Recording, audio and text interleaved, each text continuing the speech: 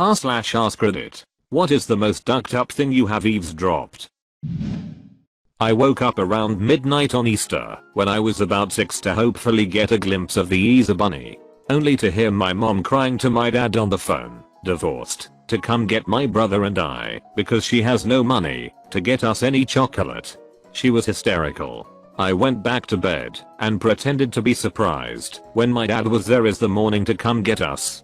He told us that the Easter bunny got mixed up about what house we were going to be at. I feel so bad for your mom. That's horrible. Nice of him to do that though and not be a runt. Overheard my wife saying you look really handsome, babe. She was on a FaceTime call with the guy she was cheating on me with and didn't hear me come in early from work. Still the hardest thing I've ever heard. I listened in the hallway for a few minutes, then packed a bag and left. 10 years of marriage and we have a 2-year-old. It's pretty insane. Edit. Thanks for all the love. I moved out. Divorce is final in October. She moved in with him. Life's rough sometimes. It'll get better. Caught my now ex-wife at dinner with another man, holding hands. My children in the booth beside them. I'd been at work and got off early. Saw her car on the way home at Logan's. The dude nearly hit his pants when I walked up. He got up and tried to stammer something. I turned and looked at her and then our kids and told her she should be ducking ashamed. 10 years of marriage and 2 kids. It tears your guts out. Jesus Christ. It's one thing to cheat on your partner or spouse, but to openly have your kids around the person you're cheating with is all sorts of ducked up. I'm assuming your kids weren't old enough to realize what was happening. But if they were then that's just awful. Overhearing a girl I had a huge crush on in high school sophomore year talk to her friends about her boyfriend fisting her so hard she hit a little on his arm. The level of my crush on her deflated a bit after that. Edit. Spelling. Edit 2. Damn it. I did this on my throwaway and not my main. I had a coworker, female, who liked to give graphic detail of her ex-life to another coworker, gay man. He would then in turn come tell the rest of us who didn't overhear. Most of them were in cubicles that were sectioned off. So she told him a story about how she was just ducking her daddy, and in the course of now, his condom came off. She only told the story because that morning, when she took a hit, out came the condom that had been in her colon for a couple of days. Edit. Typed her condom instead of his condom. Fixed. Not all Jews are bad, but I can't really say I enjoy being around them. I was listening to 2 of my kindergarten students talk about Christmas the day before break. One asked, "Do you believe in Santa?" The other replied, "Yes. But he doesn't come to my house because I'm in foster care." When I was first put in foster care, there was a house in Sheboygan all the foster kids could go to on Christmas.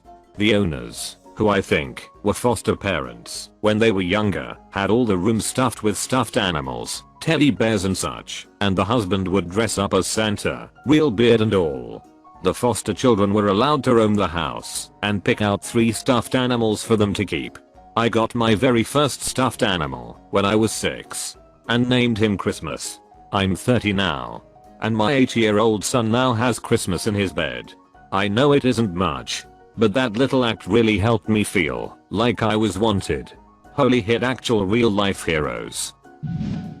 An old Jewish couple was arguing at the grocery store about whether or not they should buy X brand of cookies, even though Y brand was $0.50 cheaper. The man said if he had married Edith instead of his wife, Edith would have let him get the nicer brand of cookies. His wife replied she could have married Xavier and actually been wealthy and not living in a rat-infested apartment. WTF. I like to think Edith and Xavier ended up together after the assumed respective breakups with the other couple. They live in a nice, rat-free apartment and get the good cookies because they are wealthy. Hashtag Edith with the good cookies. Sitting behind 2 teenagers on the train. Guy, you let him come inside of you? Girl, well not all the way. I finally understand teen pregnancy. I had a friend say to me when we were 18, "Well, how much is X? Like 2, 3 inches? How deep does he have to be for it to be? Ick now. Actual X. Pretty sure I had a dumbfounded look for 5 minutes while she talked about it. MFW, I can never have X according to her unrealistic standards. Not the most ducked up thing, but it gave me a chuckle while sitting in a mall bathroom. Brief summary of what I overheard to kids, late teens, saying in the men's room.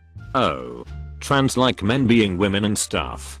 I thought you was talking about translucent people. Invisible man hit. Nor dude. Men becoming women.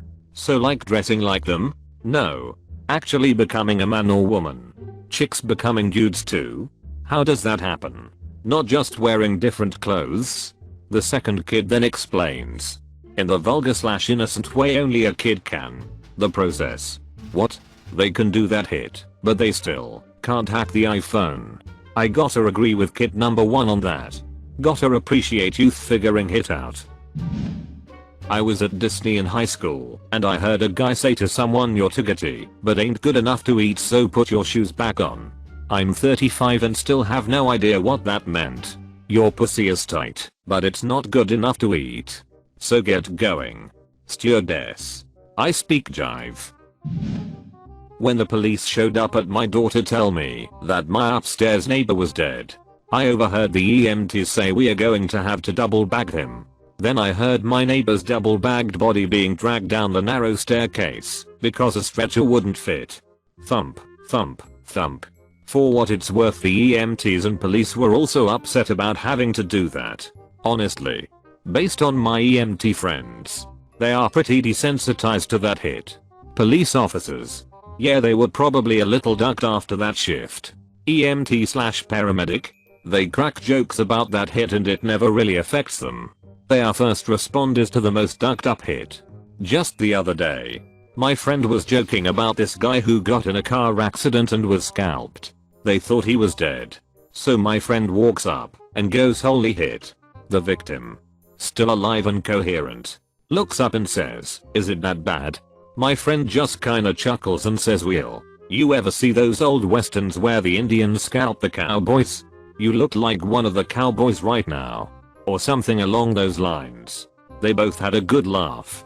And he assured him he'd recover and they'd get him out of there. But those guys see some hit, lol. Edit. Seems a lot of people are focusing on the fact that I said they are desensitized to it. I understand that gallows humor is a coping mechanism and people are still affected by seeing blood, gore, and dead bodies. But honestly, if it is your job to be in those situations, you absolutely become desensitized to it compared to the general population. Just go find your local mortician or coroner. I was a waitress, and I just took an order from a table of students that were all 18 plus. One of them seemed pretty dim with the questions she was asking me, but nothing too stupid. One of her friends ordered duck gyoza. As I walked away, I heard her ask her friends what a duck was, and them start to explain. How the hell do you get to be over 18 and not know what a ducking duck is?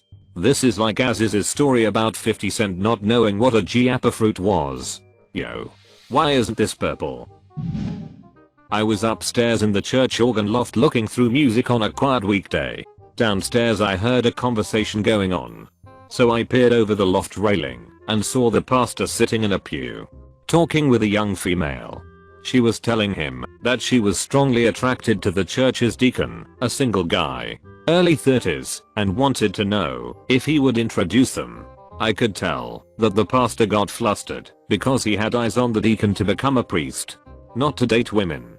For her part, the girl told the priest that she wanted to save the deacon from a boring life of celibacy. "Pastor, I want to duck his brains out. Let him try this, and if he still wants to be a priest, you've got a really devoted man."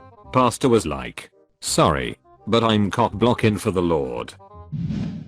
I only had her, so I didn't have to go to work. My mother about my younger sister. Turns out that as I got old enough to need less supervision, my mother realized that she'd suddenly be expected to actually make financial contributions like a normal person. That clearly wasn't for her. So accidentally got pregnant again. Took me a long time to realize what I'd actually heard. Edit. Thank you all for the .to/r/ray said be narcissists. I will spend some time in there. Equally thank you for the support.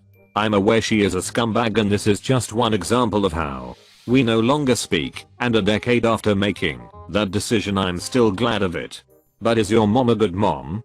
Sadly, no. She was physically and mentally abusive to both my younger sister and I, and generally not a good example of a human being. Honestly, details for which are not a story for this sub. The above was the moment I realized she wasn't in it for the family but for herself. My husband and I were at McDonald's. We took our son to the play place to try to let him burn off energy so we could finish grocery shopping. A mother was in there with her 3 kids. One by one she would make each one of them sit down and was interrogating them. Where did your dad sit at the spring concert? Who did he sit by? Did he sit by Mason's mom? Did he talk to any of the other moms? Was he laughing and smiling when he talked to Carter's mom? Did you guys come right home afterwards? She was writing it all down. Each child was not allowed to go play unless they answered her questions. WTF. Ugh, I hated when parents use the kids in a messy divorce. Not to mention that kids are not at all reliable witnesses. Ducking adults aren't reliable witnesses.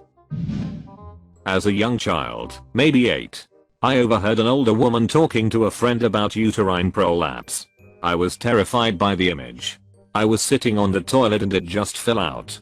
I had to push it all back inside. Edit. Even worse. No one actually said the word uterus or anything about it. And I didn't stick around to hear details.